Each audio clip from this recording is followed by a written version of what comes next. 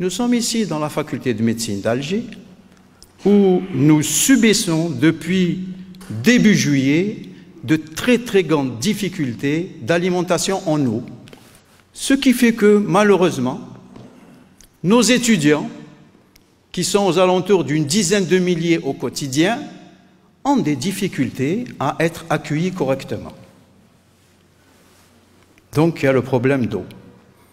Je vous assure qu'avant de vouloir m'exprimer là-dessus, je me suis longtemps et beaucoup posé la question, est-ce que c'est une opportunité pour le faire ou pas? Et finalement, j'ai décidé de sauter le pas, de me jeter à l'eau, encore une fois à l'eau, pour en parler, parce que la situation est grave et les actions à entreprendre sont urgentes. Toujours sur le problème de l'eau. Donc nous n'avons pas d'eau dans les robinets, mais nous avons de l'eau au niveau de nos pieds. Nous avons les pieds qui sont immergés dans l'eau. Nous vivons un paradoxe incroyable.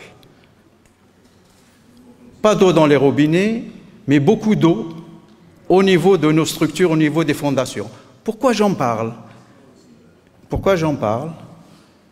J'ai profité du passage d'un haut responsable militaire chargé des infrastructures dans la région du Grand Alger pour lui demander de me donner un avis sur la situation architecturale de cette structure.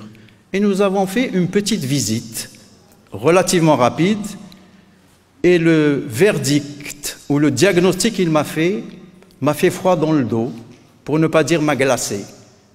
Qu'est-ce qu'il m'a dit? Il m'a dit, monsieur le doyen, si vous n'entreprenez pas immédiatement des travaux pour corriger les anomalies qui existent, dans moins de 10 ans, cette structure va s'effondrer. Dixit.